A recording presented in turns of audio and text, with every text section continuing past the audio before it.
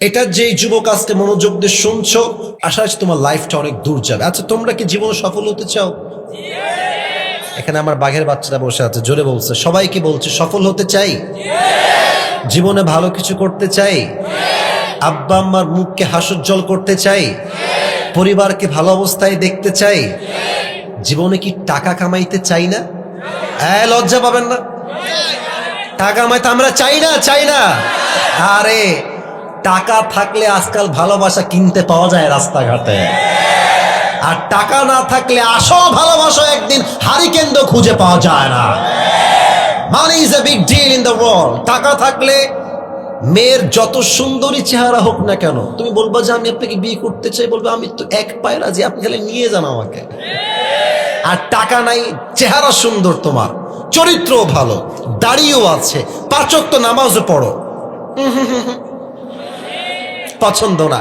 টাকা আছে, চরিত্র খারাপ, বিড়ি খায়, গাঞ্জা খায়, মেয়ে বলে গাঞ্জা ঘড়ি আমার লাগবে, টাকা হইলেই হবে। কি এরকম মেয়েদের চিন্তা বাংলাদেশের যুবক ভাইরা আছে না? শেষ কথাটা একটু মনোযোগ দিয়ে শুন। তোমাদের সবার তো স্মার্টফোন আছে, তাই না? এই স্মার্টফোনে এই ইউটিউব করা, সারাদিন ফেসবুক টিকটক বাদ দিয়ে দাও। কিভাবে হাউ টু আর্ন মানি, কিভাবে টাকা কামাইতে হয় সেই ফিকির করো। তুমি মাথায় রাখো, তোমার বাবা, যে বাবা তোমার দিক তাকাতেও চায় না আজকে চোখ তুলে, তুমি টাকা কামাই করলে তোমার বাপের সবচেয়ে শ্রেষ্ঠ সন্তান তুমি হয়ে যাবা। যুবক ভাইয়ারা, একটা বাস্তব কথা বলছি, আমার বাবারা রাগ করবেন না, মায়েরা রাগ করবেন না, আমি নিজে এটার বাস্তবতা দেখেছি। বাসায় যদি 3 ছেলে হয়, তোমরা বুঝবা আমার কথা, আমি জানি। 3 ছেলে যদি হয়, দেখবা যেই ছেলে কামাই করে বেশি, বাপ মা তার কথা শোনে বেশি।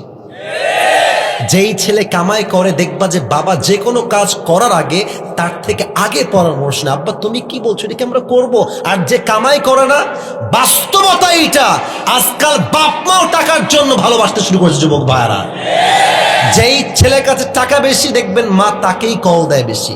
আর যে এখনো কামাই শুরু করে নাই, বাইরে থেকে আসছে, ক্লান্ত শরীর, ভাত দেয় না, একটু পানি আগায় দেয় না, কেন?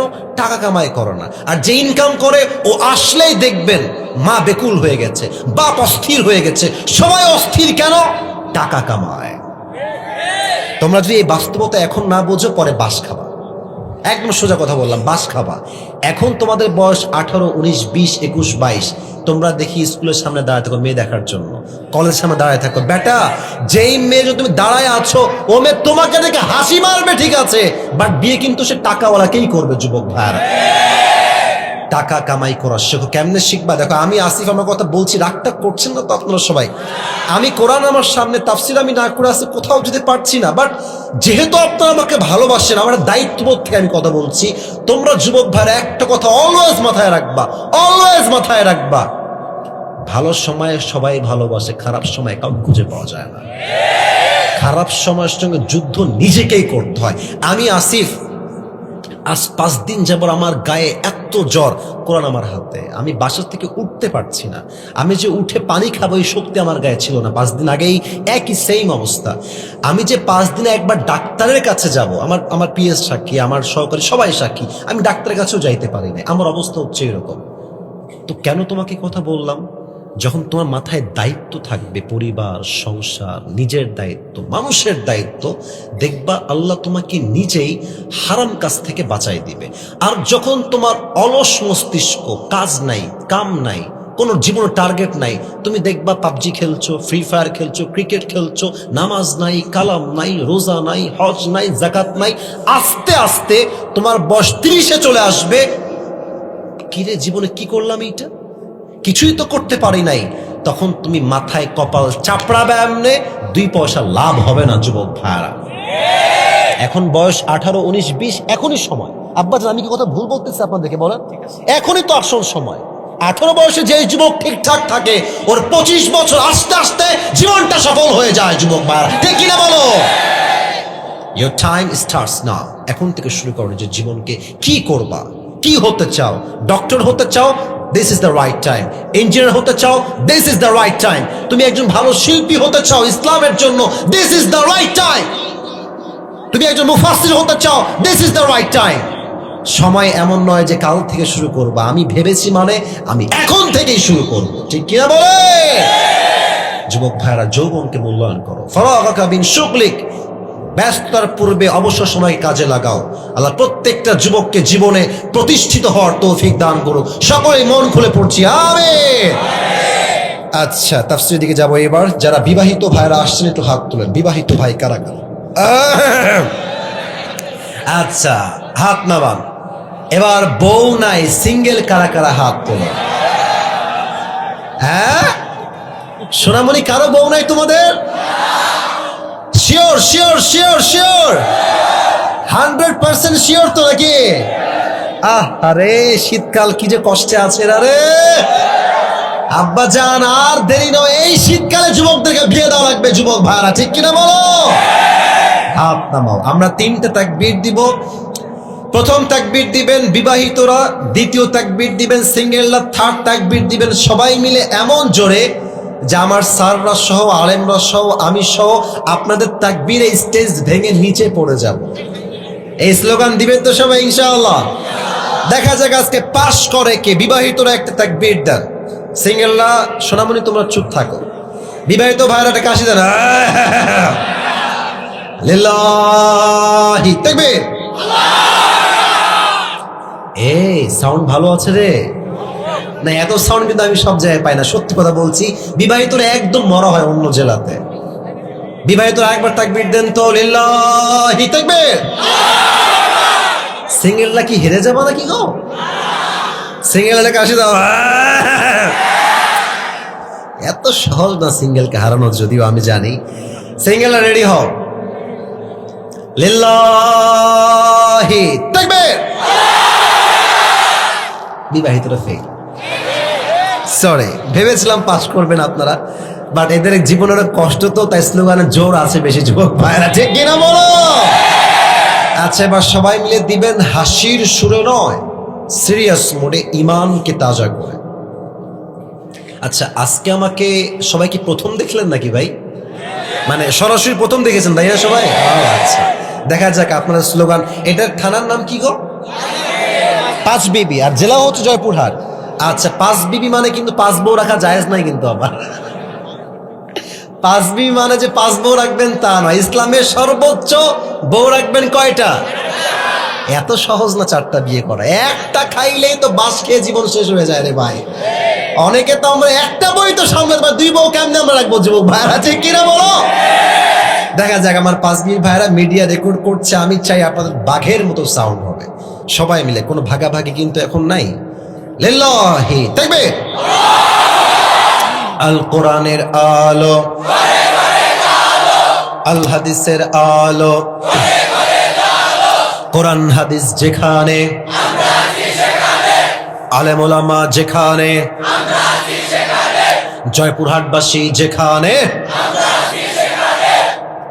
5 বিবিবাসী যেখানে,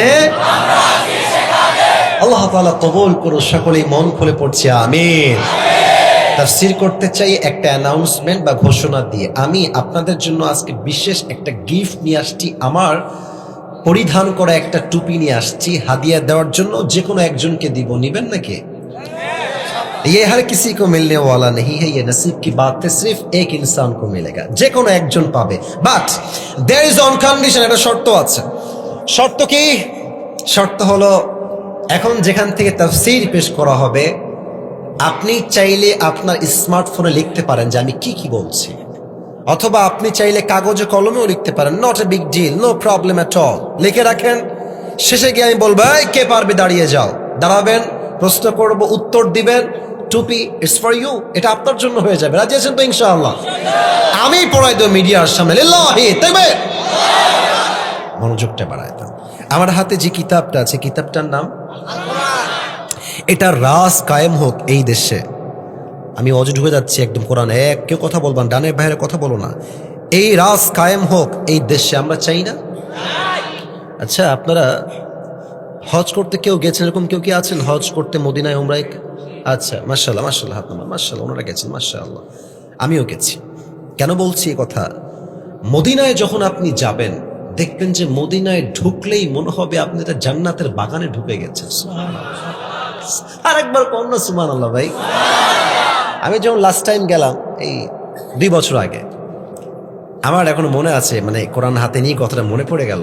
আমি মদিনার সামনে শুয়েছিলাম, নবীজির রওজার সামনে। হায় হায় হায়, কি শান্তি, কি যে শান্তি!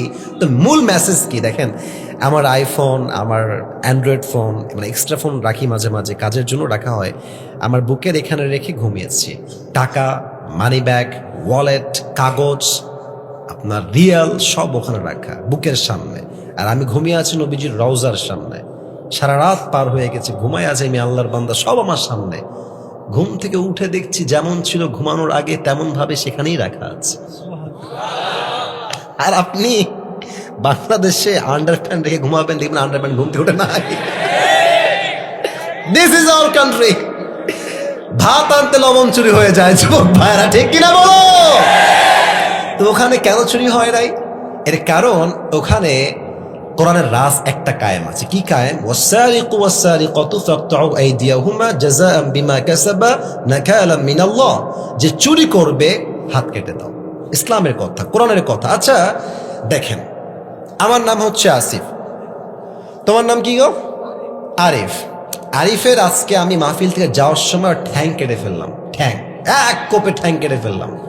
আচ্ছা এখন আমাদের জয়পুরহাটের যেই জেলার যে আদালত আছে না? আচ্ছা, বিচার হবে। কি বিচার হবে জানেন? মনে করেন বিচার হলো এরকম যে আসিফ হুজুরের নামে মামলা হবে যে তার ঠ্যাং কেটে দিয়েছে। আদালতের সিস্টেম হলো যে আসিফ হুজুরের জরিমানা হচ্ছে 1 লাখ টাকা আর হচ্ছে 10 মাসের জেল, ফর এন এক্সাম্পল, উদাহরণ হিসেবে। আচ্ছা, একটা জিনিসের ওজন ঠিকঠাক আছে কিনা এটা মাপার জন্য আমরা কি ব্যবহার করি? দাড়ি পাল্লা। বলেন সবাই, কি পাল্লা? আচ্ছা, তলে দেখেন ডান বাম। ডান দিকে আপনি রাখবেন আরিফের একটা ভাঙা ঠ্যাং, বুঝতেছেন কথা? বিচার করতে হবে তো, আপনার তো ঠ্যাং লাগবে। আচ্ছা, আর বাম দিকে আপনি রাখেন 10 মাসের জেল আর 1 লাখ টাকা। ওজন দেন তো, সমান সমান হবে নাকি? আরে বোঝেন নাই, সমান হবে? হবে না। আচ্ছা আপনি আরো বাড়ান, আচ্ছা যান 2 লাখ দেন আর জেল দেন 2 বছর। এবার এদিকে রাখেন 2 বছরের জেল আর রাখেন হচ্ছে 2 লাখ টাকা, আর এদিকে আরিফের ভাঙা ঠ্যাং, সমান সমান হবে? এই কোরআনের রাজ যদি কায়েম হয় কি বিধান হবে? মান হাকামা বিহি আদালা। এই কোরআন দিয়ে যে বিচার করবে সেই ইনসাফ ভিত্তিক বিচার করবে। সুবহানাল্লাহ পড়ে সবাই। এই কোরআন বলছে কেউ যদি তোমার ঠোঁট কাটে, ঠোঁটের বদলে ঠোঁট, নাক কাটলে নাকের বদলে নাক, চোখ কাটলে চোখের বদলে চোখ, কান কাটলে কানের বদলে কান, জান নিলে জানের বদলে জান। এবার আপনি কি করবেন? আরিফের ঠ্যাং আমি কাটছি, আপনি আমার ঠ্যাং কেটে দেন। এবার ওর ঠ্যাংটা ডান পাল্লায় দেন আর আমার ঠ্যাংটা বাম পাল্লায় দেন, টান দেন, দেখবেন 2 পাশে সমান সমান হয়ে গেছে। মান হাকামা বিহি আদালা। এই কোরআন দিয়ে যে আইন বিচার করবে, যে রাজ কায়েম করবে, পুরো দেশে সুষ্ঠু বিচার কায়েম হয়ে যাবে, ঠিক কিনা বলে? এটা হচ্ছে সেই কোরআন।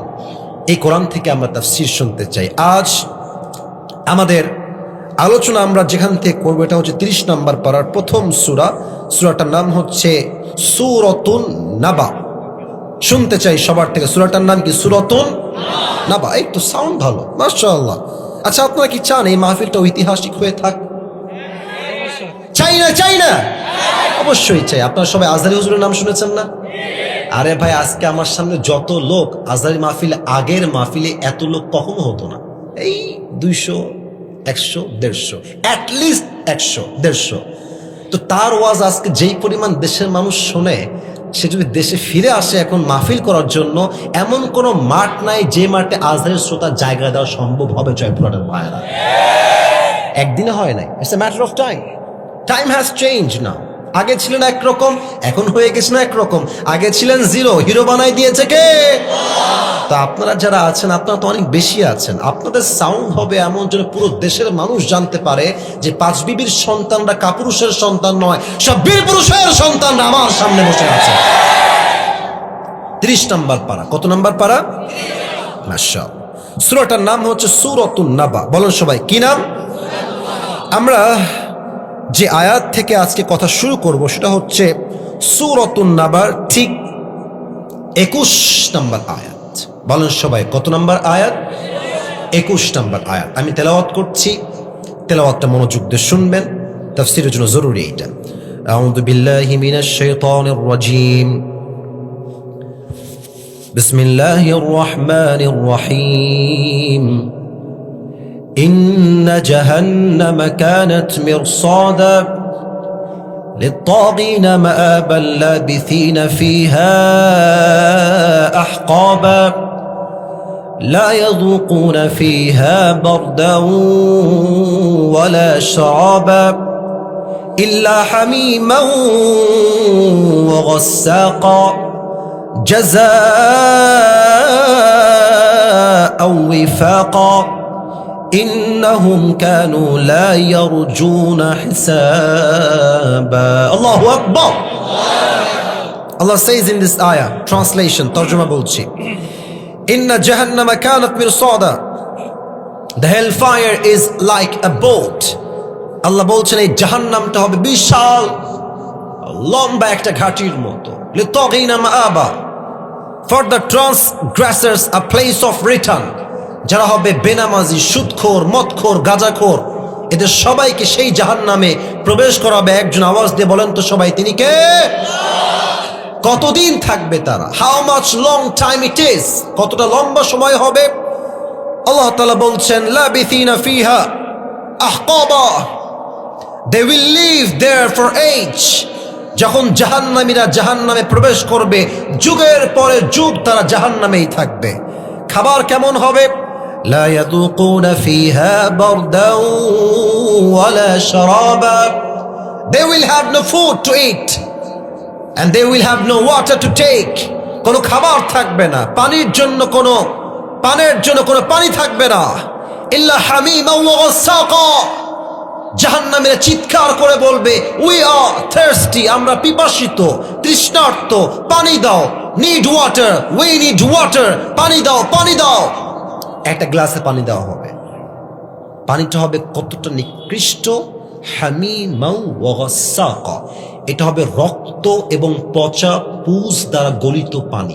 জাহান্নামী যখন পানিটা মুখে নিবে, বই করে সব পানি বাহিরে ফেলাই দিবে। নাউজুবিল্লাহ পড়েন সবাই। এটা হচ্ছে জাহান্নামের একটা বেসিক আইডিয়া দিলাম, প্রাথমিক ধারণা। এই জাহান্নামকে আমরা আজকে 4 ভাগে ভাগ করছি। বলেন সবাই, কয় ভাগ? ওয়াজ ঢুকে গেছি। একজন যুবক যদি উঠে যায় বা মুরব্বী উঠে যায়, ও লুঙ্গি টাইনা ধরে বসাই দিবেন। হাসির জন্য নয়, আসছেন নিজের ইচ্ছা, আমি আপনাকে নিয়ে আসি নাই, আপনি নিজের ইচ্ছায় আসছেন, আপনার ইচ্ছায়, যাবেন আমার ইচ্ছায়, ঠিক কিনা বলেন? 4টা ভাগ। এক হচ্ছে জাহান্নামের প্রাথমিক আইডিয়া, আমরা বলে ফেলেছি। 2, জাহান্নামের আগুন কত ভয়ঙ্কর হবে, we will talk about it in details. জাহান্নামের আগুন কত ভয়ঙ্কর, কতটা তাপ, কতটা মারাত্মক, আমরা হাদিস থেকে জানবো। 3, এই জাহান্নামের ব্যাপারে সাহাবা একরামদের হৃদয়ে কতটা ভয় ছিল, আমরা কিছু ঘটনা শুনবো। And finally, we will talk about the matter who will enter in the paradise and who will enter in the hellfire. আমরা সর্বশেষ জানবো কারা হবে জাহান্নামী আর কারা হবে জান্নাতি। আমরা কি হতে চাই গো, জাহান্নামী না জান্নাতি হতে চাই? জোরে বলেন না। ওকে, আবার বলি, সবাইকে আমরা জাহান্নামী হতে চাই না জান্নাতি হতে চাই? তো যদি জাহান্নামে যেতে না চাই, কেন কেন কেন কেন কেন যাওয়া লাগে, কেন কেন কেন কেন যাওয়া লাগে না জানতে হবে। আপনি কেন যাবেন আর কেন যাবেন না জানলেই তো আপনি কারণ থেকে বাঁচতে পারবেন, ঠিক কিনা বলেন? 4টা। প্রথম চ্যাপ্টার শেষ, দ্বিতীয় চ্যাপ্টার আসেন, how will be the fire of hell. জাহান্নামের আগুন কতটা ভয়ঙ্কর হবে। জয়পুরহাটের 5 বিবির ভাইয়ারা, আমার ডান হাত দেখেন, এটা হচ্ছে আমার আঙ্গুল। আঙ্গুলটা দেখেন তো, কয়টা আঙ্গুল আছে এখানে?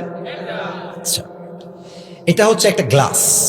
I know this is a glass, but আমি বলছি এটা কোনো গ্লাস নয়, এটা হচ্ছে একটা মোমবাতি। কি বাতি? আচ্ছা দেখেন তো, মোমবাতির ঠিক আগায় নিভি নিভি নিভি নিভি কি যেন জ্বলে ভাই? আগুন জ্বলে। মুরব্বীরা কয় আপনার কম না কেন, কি জ্বলে? আচ্ছা, আমি একজনকে বললাম, ভাই আপনি এদিকে আসেন। আসছে, হুজুর কি হয়েছে? আমি বললাম, এই 5 বিবির ছেলে, শোনো, তোমাকে একটা কাজ দিচ্ছি, কাজটা করলে তুমি পাবা 10 কোটি টাকা। কয় কোটি টাকা? কিভাবে, কি শর্ত হুজুর বলেন? আমি বললাম, এই যে আগুনটা জ্বলছে ঠিক আগায়, নিভি নিভি আগুন, বেশি আগুন নয়। You have to just put your finger just for 5 minutes or 10 minutes. তোমার এই আগুনে হাতটা জাস্ট 10 মিনিট এমনে রাখবা, 10 কোটি টাকা। কেউ কি তার এই হাতটা আগুনে পুরাতে রাজি আছে এখানে? কেউ নাই। তো বলবেন ভাই 10 কোটি টাকা, একটা আঙ্গুল পড়বে, নট আ বিগ ডিল, দাও, put your hand in the fire, রাখো আগুনে। যুবক ডাক দিয়ে বলবে, হুজুর রাখেন আপনার 10 কোটি, আমার হাত ঠিক থাকলে আমি 20 কোটিও কামাই করতে পারবো। কেউ রাজি না। হলে ছোট্ট একটা মোমবাতির আগুনে হাত রাখতে কেউ রাজি না। অথচ জাহান্নামের আগুনটা এত বেশি তাপ হবে, আল্লাহর হাবিব বলেছেন দুনিয়ার আগুনের চাইতে জাহান্নামের আগুনের তাপ 70 গুণ বেশি হবে। 70 গুণ। নাউজুবিল্লাহ পড়েন সবাই।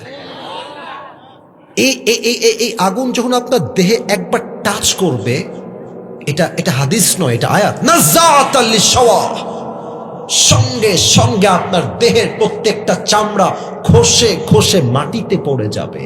লা তুবকি ওয়ালা তাদা, the fire of hell will not leave them alive nor will it leave them dead. যখন জাহান্নামের আগুন মানুষের গায়ে লাগবে, মানুষ না বাঁচবে না মরবে, একবার বাঁচে আরেকবার মরে, আরেকবার মরে তো আরেকবার বাঁচে। ওখানে কোনো মরণ নাই, জীবন আছে, মরণ নাই। শাস্তি হবে, মরার কাছে যাবেন, and you will alive again, আবার জীবন দিবে আপনাকে। আওয়াজ দিয়ে বলেন তো তিনি কে? আরেকটা হাদিস বলে আমি শেষ করছি, আগে জিজ্ঞেস করছি দেখা যাক কেউ পারে কিনা। আই হোপ আপনারা পারবেন। আগুনের রং তো আসলে কি কালার হয় গো? আগুনের রং আসলে কি হয়? লাল। কি কালার হয়? জাহান্নামের আগুনের রং কি কালার কে বলতে পারে? কালো। কালো। এটা লাল নয়। 1000 বছর জ্বালিয়েছে, লাল হয়েছে। তিরমিজির হাদিস। 1000 বছর জ্বালিয়েছে, সাদা। 1000 বছর জ্বালিয়েছে, ব্ল্যাক। 3000 বছর জ্বালালে একটা আগুন কতটা উত্তপ্ত হতে পারে, just try to ponder on this matter. একটু ভাবেন না কতটা গভীর আর কতটা মারাত্মক আগুন হতে পারে। আল্লাহর হাবিব বলছেন, এখন যেই জাহান্নামের রংটা জাহান্নামে রয়েছে, এটা লাল কালার নয়, এটা সাদা রং নয়, এটাকে ভয়ঙ্কর কালো রূপ দিয়েছে একজন। আওয়াজ দিয়ে বলেন তো সবাই তিনি কে? This is the fire of hell and the color of this is black. এটা কালো রঙের জাহান্নামের আগুন। এবার আসেন 3 নাম্বার ঘটনা বলছি হাদিস থেকে, একটা যুবকও ডানবাম হবেন না। এই ঘটনা এই পুরো দেশকেই চেঞ্জ করবে বলে আমার বিশ্বাস। তো বলছি থামেন থামেন, আমি লেট মি এক্সপ্লেন, আমি একটু ব্যাখ্যা করছি কেমনে কিনলাম। উনি বলছেন যে মূলত আপনি যেই মাসে আমাকে টাকা দেন, প্রতি মাসে মাসে টাকা দেন, ওই টাকাটা জমিয়ে জমিয়ে জমিয়ে জমিয়ে কয়েক মাসের টাকা বাঁচিয়ে আমি আমার সন্তানের আবদার পূরণ করার জন্য কয়েক টুকরা শাড়ি বাজার থেকে ক্রয় করে নিয়ে এসেছি। খান, হালাল। একটা প্রধানমন্ত্রী প্রথম হিসাব কি দেখছেন, যেটা হালাল না হারাম? প্রথম হিসাব আমি যে খাবো এটা হালাল না হারাম? খান, এটা হালাল, আপনার টাকার কামাই, এটা খান। আবু বকর খেয়েছে। হাদিস তো শেষ হয় নাই, হাদিস এখনো শেষ হয়নি।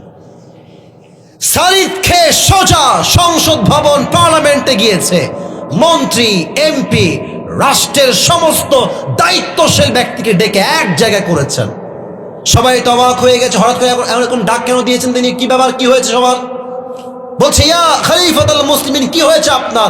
এত জরুরি তলব কেন করেছেন সবাইকে? আপনি একই টাইমে সবাইকে হাজির হতে হবে কেন? বলছে, তোমরা আমায় কত বেতন দাও জানো? বলছে, স্যার এই বেতনটা আপনার জন্য সরকারি কোষাগার থেকে দেওয়া হয়। বলছে, এখনই এই মুহূর্তে আইন পাশ করো যে প্রধানমন্ত্রী বেতন এত টাকা নয়, আরো কম দিতে হবে। উনি এই কথা বলায় এমনি তাকায় আছে সবাই, মানে কি? বেতন তো এমনিতেই কম, আরো কম কেন হবে? আবু বকর ডাক দিয়ে বলছে, আমার বউ আমাকে সারিদ খাওয়াইছে আজকে বাঁচিয়ে বাঁচিয়ে টাকা। এর দ্বারাই প্রমাণ হয়ে গেছে আমি আবু বকরের সংসার এর চাইতেও কম টাকায় চালানো সম্ভব। আমার টাকা কমায় দাও, জাহান্নামের আগুনকে আমি চুল পরিমাণ বরদাস্ত করতে পারবো না। একটা সারিদের টুকরা খেয়েই তার মাথায় হুঁশ চলে আসছে। আমাদের দেশের মন্ত্রী নেতারা একটা দিন পদ পেয়ে কয়েকশো কোটি টাকার মালিক হয়ে গিয়েছে। যুবক ভাইরা, এদেশের যত মন্ত্রী আছে, নেতা আছে, যত রকম মেয়র আছে, প্রত্যেকটা হৃদয়ে যদি আবু বকরের মতো ভয় ঢুকে যায়, এই দেশটা সোনার দেশ হয়ে যাবে যুবক ভাইয়ারা, ঠিক কিনা বলো? আমাদের পাশের দেশ ইন্ডিয়া, আমাদের দেশ থেকে মাত্র 3 থেকে 4 ঘন্টা দূরত্বে আছে মালয়েশিয়া। কি ভিআইপি কান্ট্রি, দেখেন না আপনি ইউটিউবে লেখেন মালয়েশিয়া। আজহার সাহেব তো মালয়েশিয়াতে থাকেন, তাই না? দেখেন না আপনি ইউটিউবে, কি সুন্দর কান্ট্রি। আমাদের পাশের থেকে মাত্র 4 ঘন্টা লাগে বিমান যাইতে, কত উন্নয়ন তাদের। বাট আমরা 1971 সাল থেকে নিয়ে শুরু করে এই অবধি চুরি ডাকাতি করতে করতে করতে করতে ঋণ বাড়াইতে বাড়াইতে পুরো দেশটাকে এরা দেউলিয়া বানাই দিয়েছে যুবক ভাইয়ারা, ঠিক কিনা বলো? আচ্ছা, আমি এটা কি পরে আছি, পাঞ্জাবি না জুব্বা? হ্যাঁ, বুঝে গেছেন ভাই আমার। বলেন তো একবার, পাঞ্জাবি না জুব্বা? আচ্ছা, আমার আব্বাজান পাঞ্জাবি পরে আছে। একটা জিনিস বোঝায়, হাদিস বলবো তো তাই বোঝাচ্ছে না, বলতাম না। জুব্বা দেখবেন এই পায়ের টাকনু পর্যন্ত যায়, আর পাঞ্জাবি হচ্ছে হাঁটু বরাবর আসে। যেগুলো শর্ট পাঞ্জাবি ওগুলো হয় হাঁটুর উপরে, আর যেগুলো লং পাঞ্জাবি এগুলো হয় হাঁটুর নিচে। তাহলে জুব্বা হয় লম্বা না শর্ট? লম্বা। আর পাঞ্জাবি হয় লম্বা না শর্ট? হাঁটু পর্যন্ত হয়। কি হাদিস! আল্লাহু আকবার। আমি আসিফ কি, আমাদের তো কিছুই নাই। আমি সাহাবীদের জীবন পড়লে বুঝি যে আমরা জান্নাত পাবো কেমনে। আমি আমি আমি নিজেকে মিলাই, কি জীবন তাদের। আমি আসিফের কয়টা জুব্বা ভাই আমাকে গুনে বলতে হবে, ওয়াল্লাহি, অহংকার না, বাস্তবতা। আমার কয়টা ঘড়ি আমাকে গুনে বলতে হবে, কয়টা টুপি আমাকে, আমার কয়েক লাখ টাকা টুপি বাড়িতে আছে। আস্তাগফিরুল্লাহ। আমাদের সাজ সজ্জা শৌখিনতা কত বেশি, আর সাহাবা একদম কত নরমাল জীবন। আল্লাহু আকবার। ওমরে ফারুক খুতবা দিচ্ছেন জুমার মেম্বারে, খুতবা, একজন দাঁড়িয়ে গেছে মাঝখান থেকে, এই ওমর, তোমার জুব্বা তো লম্বা কেন? তোমার জুব্বা এত লম্বা কেন? তুমি কি রাষ্ট্র টাকা মেরে খেয়েছো? ওমর, একজন লোক খুতবার মাঝে দাঁড়িয়ে বলছে, প্রধানমন্ত্রীকে বলছে। আরে ভাই, আমাদের দেশের প্রধানমন্ত্রী বহুত দূরের কথা, চেয়ারম্যানকে এই কথা কেউ বললে ওর পিঠের চামড়া একটাও থাকবে না যুবক ভাড়া বাংলাদেশে। অমর এই কথা শুনে very silent, very keep quiet, চুপ, ঠান্ডা মাথায় বলছে, ভাই আমি বলছি আমার জুব্বা লম্বা কেন হয়েছে।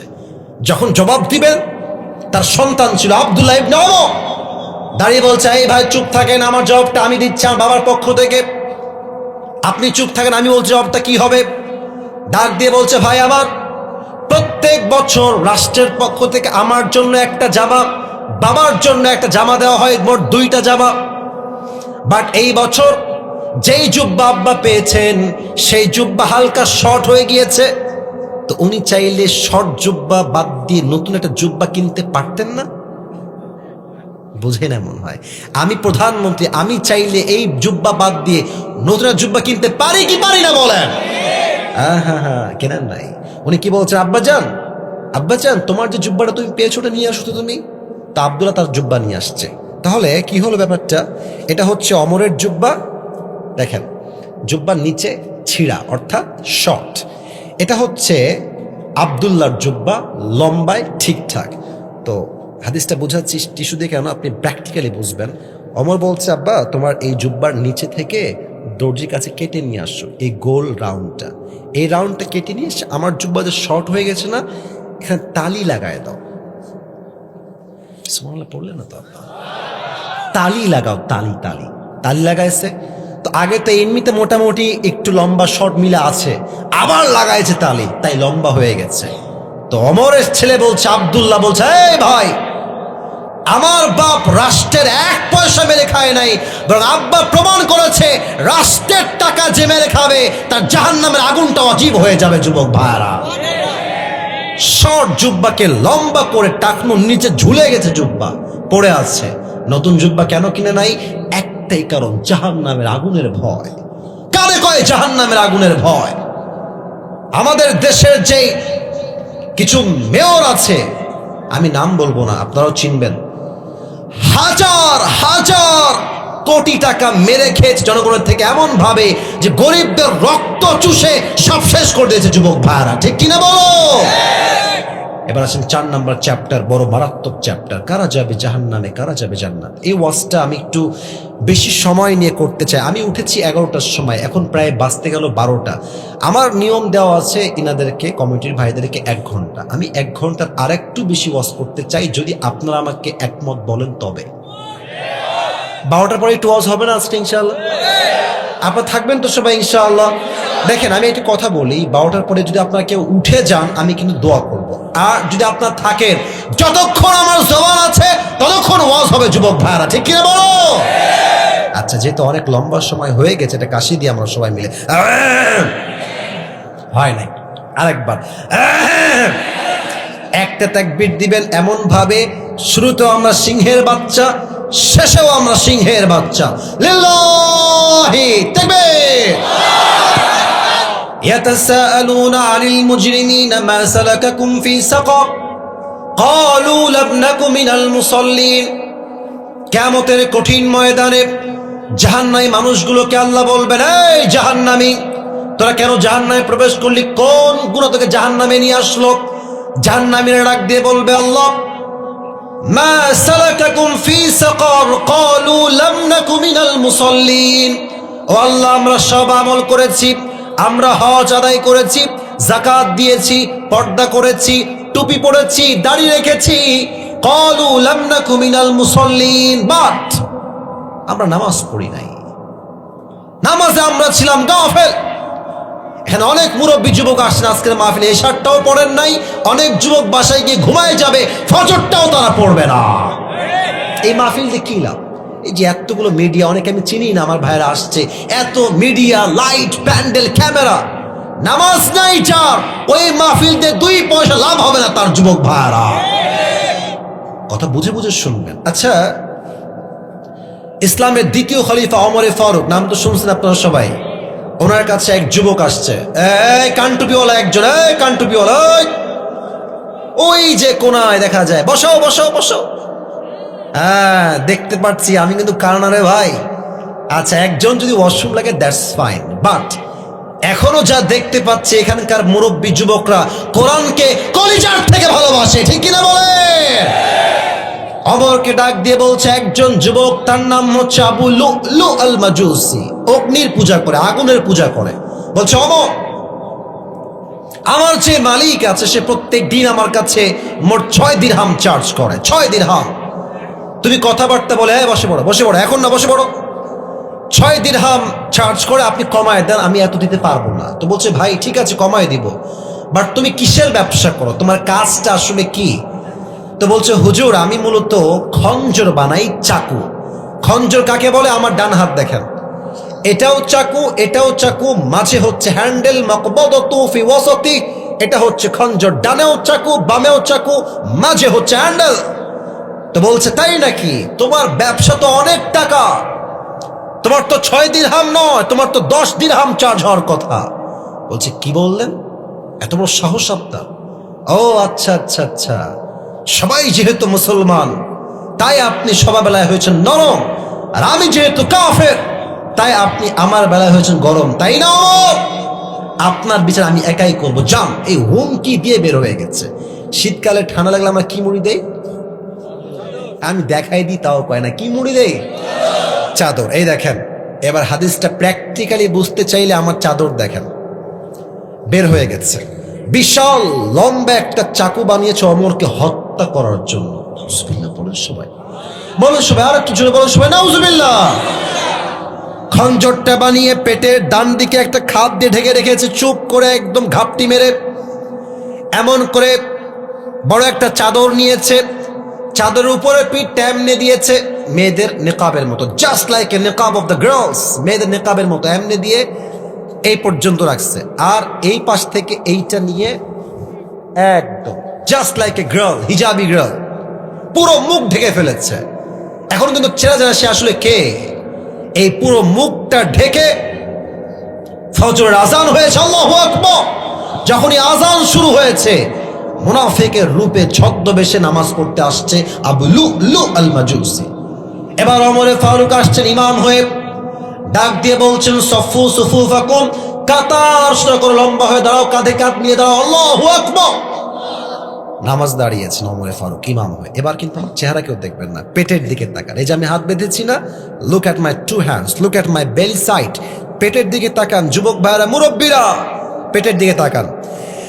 সানা পড়েছেন, সূরা ফাতিহা পড়েছেন, কিরাত পড়েছেন, আল্লাহু আকবার, রুকুতে গিয়েছেন।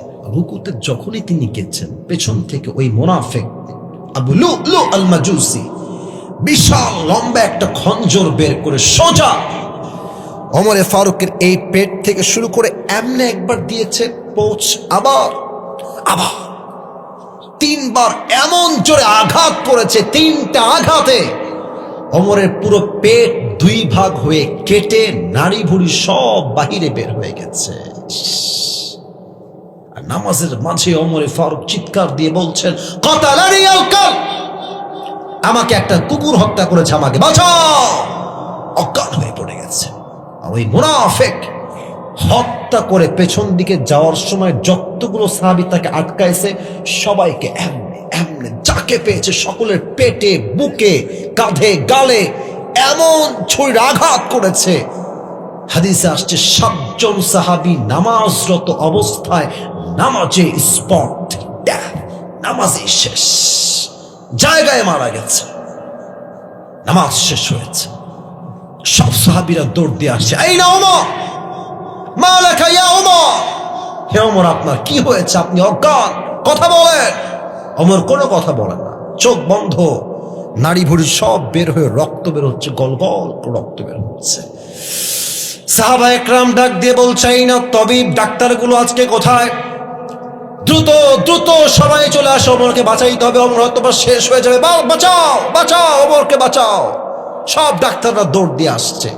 এসেই ওমরের পিঠে হাত দিয়ে হালকা করে তার পিঠ এখান থেকে নিয়ে হালকা করে তুলছে এবং পানির একটা গ্লাস বা বোতল নিয়ে এসে তার ঠোঁটটা হালকা ফাঁকা করে তার ঠোঁটে পানি দিয়েছে কয়েক ফোঁটা। পানি যখন ভেতরে দিয়েছে, এই গলা দিয়ে পানি নেমে, বুক দিয়ে পানি নেমে পুরো পেট এতটা কেটে গেছে, সবগুলো পানি পেট দিয়ে গলগল গলগল করে বাহিরে বের হয়ে গেছে, একটাও পানি ভেতরে থাকে নাই। ডাক্তাররা বলছে পানি দিয়ে it will not work for him, এটা তার জন্য হবে না, দুধ নিয়ে আসে। সবাই মিলে দুধ নিয়ে আসছে, ওমরকে তুলে তার দুই মুখ হালকা হা করে দুধ দিয়েছে। দুধ গলা দিয়ে নেমে, বুক দিয়ে নেমে, নাভি দিয়ে এমন ভাবে কেটে গেছে, দুই পেট দুই দিকে দুধগুলো সব পেট দিয়ে গল গল করে বাহিরে মাটিতে গড়ে গড়ে পড়ে গেছে। এই দৃশ্য দেখে সাহাবা একরাম বুঝে গেছে শেষ, সব শেষ। অর্থ জাহানের খলিফা ওমরে Farooq is going to die very সুন।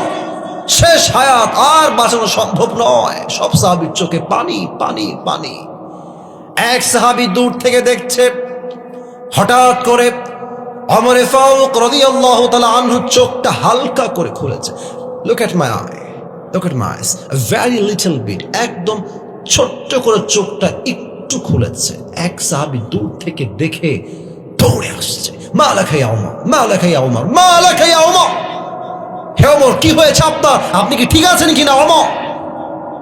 ওমর কোনো কথা নাই, জাস্ট ইঙ্গিত করছেন, তোমার কানটা আমার ঠোঁটের কাছে নিয়ে আসো, কানটা ঠোঁটের কাছে নিয়ে আসো। ওই সাহাবী দৌড় দিয়ে এসে কানটা ঠোঁটের কাছে লাগিয়ে দিয়েছে।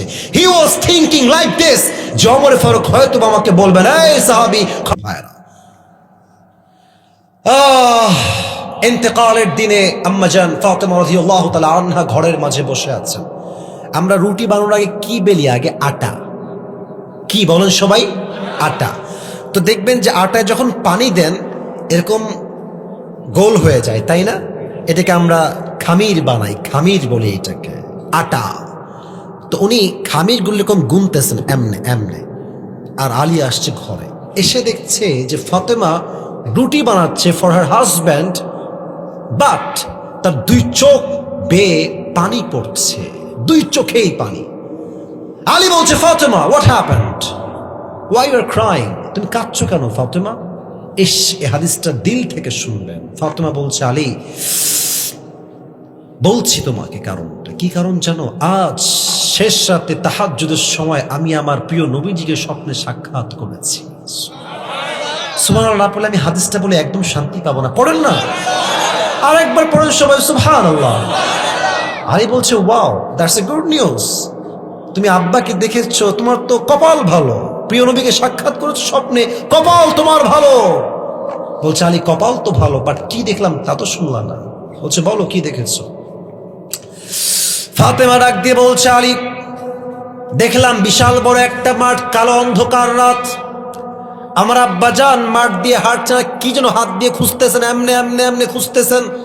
আব্বাজান মালাকা, আপনার কি হয়েছে, আপনি কি খোঁজেন?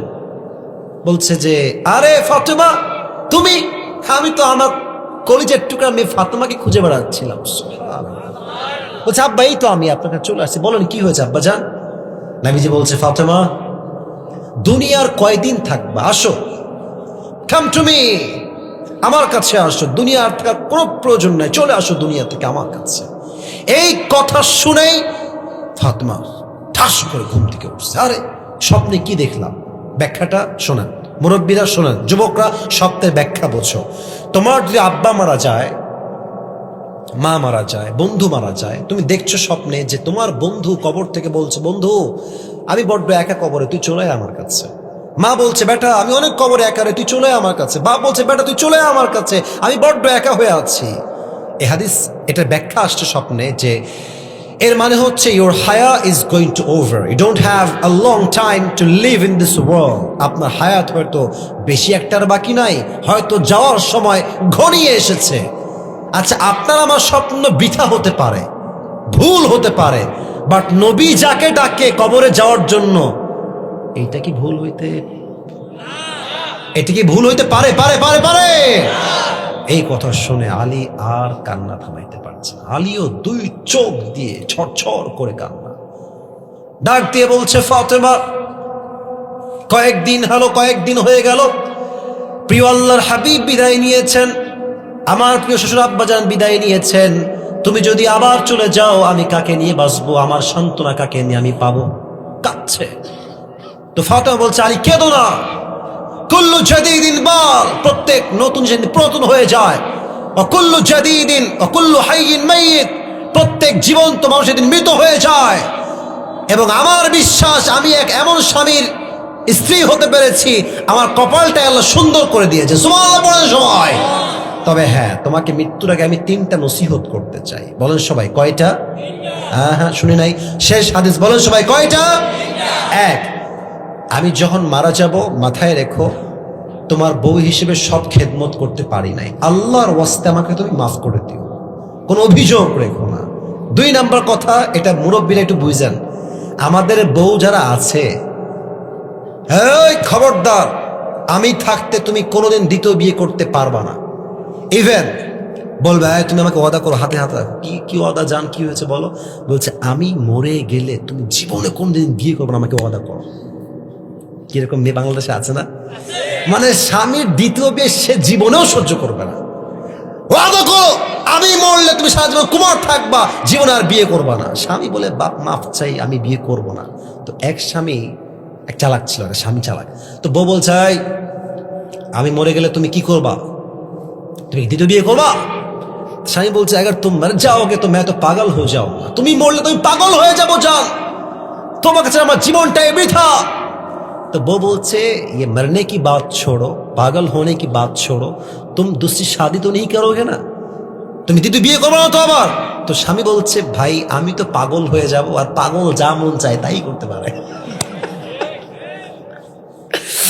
তো ফাতেমার কথা শোনেন, এটা আমি হাসির খোরাক দেনি, বুঝাবার স্বার্থে বললাম। ফাতেমা বলছে আলী আমি যদি মারা যাই, একটা নসিহত না, একটা তোমাকে ওসিয়ত করছি। কি ওসিয়ত? তোমার যাকে মন চায় তাকেই বিয়ে করবা, তবে শর্ত একটা, আমার কলিজার টুকরা হাসান এবং হুসাইনের যেন এক চুল পরিমাণ কোনো কষ্ট না হয়। সুবহানাল্লাহ পড়ে। আচ্ছা 2 নাম্বার শেষ, এবার আসেন 3 নাম্বার বড় ডেঞ্জারাস, এটাই হচ্ছে আমার মূল হাদিসের পয়েন্ট, শেষ কথা। বলছে আলী আমি যখন মারা যাব আমার খবর কারো কানে যাবে না, তুমি হবা আমার জানাজার ইমাম, মুসল্লি হবে 2 জন, এক হচ্ছে হাসান আর এক হচ্ছে হুসাইন, আর কেউ আসবে না। এবার আলী বলছেন না, এটা তো সম্ভব না, সব মানবো, এই নসিহত এই ওসিয়ত মানতে প্রস্তুত নই। তুমি নবীর একমাত্র কলিজার টুকরা মেয়ে ফাতেমা, তোমার জানাজায় সবাই আসবে, সবাই পড়বে, এটাই তো আমাদের আকাঙ্ক্ষা। বলছে খবরদার, কেন বলবা না? একটাই কারণ, আমার আব্বা আমাকে এমন ভাবে পর্দার আদেশ দিয়েছেন যে আমি ফাতেমার বয়স যতদূর পর্যন্ত আমি বেঁচে ছিলাম, আরে ভাই গায়ের রং তো দূরের কথা, ফাতেমা কি মোটা না চিকন আজ অব্দি কেউ মদিনার বা মক্কার আজ করতে পারে নাই। তার বোরকার সাইজ এত ঢিলা ঢালা ছিল। ইভেন যতদিন সে বেঁচে ছিল তার দেহের চামড়া কালো ফর্সা না শ্যাম, কোন সাহাবী আজ পর্যন্ত চুল পরিমাণ আজ করতে পারে নাই। সুবহানাল্লাহ। এবং তিনি এতটা ঢিলে ঢালা বোরকা পরতেন যে তার ঢিলে ঢালা বোরকা দেখলে বোঝা বড় দায় ছিল যে ফাতেমা কি লম্বা নাকি শর্ট নাকি মাঝারি সাইজের, ফাতেমা কি চিকন না মাঝারি না মোটা। তার বোরকা এত ঢিলে ঢালা, কেউ দেখলে তার লজ্জায় মাথা নিচু হয়ে যেত। আল্লাহু আকবার। আর আজকালকার মেয়েরা এমন ভাবে রাস্তায় হাঁটে, এতটা বেলাজার মতো হাঁটে গ্রামগঞ্জে। রাগ করবেন না, দেখবেন গ্রামগঞ্জে কিছু মেয়েরা আছে, পুকুরের পার আছে না, মানে পুকুরের পার, কথা না বলে ওয়াজ হবে না, কি পার, পুকুরের পার আছে না আপনাদের সবার? দেখবেন যে পুকুরের পারে কিছু মেয়ে এত বেলাজা, বুঝছেন, এখানে হয়তো বা নাই, অন্য জায়গায় থাকতে পারে, গোসল করে ভিজে থাকে। প্রত্যেকটা মুরব্বী যুবক দেখলে ঈমানও নষ্ট হয়, চরিত্র নষ্ট হয়ে যায়। যুবক ভাইরা, এই সমস্ত মেয়েদেরকে আল্লাহ ফাতেমার চরিত্রে চরিত্রবান হওয়ার তৌফিক দান করুক। সকলে মন করে পড়ছে আমিন। জাহান্নামে যাওয়ার মোট 3টা কারণ পেলাম। এক, বেনামাজি হওয়া, আর মেয়েদের জন্য 2টা কারণ। এক হচ্ছে স্বামীর অবাধ্য হওয়া বা অকৃতজ্ঞ হওয়া, 2 হচ্ছে পর্দা করা এমন ভাবে যে পর্দার কোনো মূল্য নাই, যে পর্দা করলে যুবকদের ঈমান এবং চোখ 2টাই নষ্ট হয়ে যায়। ঠিক কিনা বলো?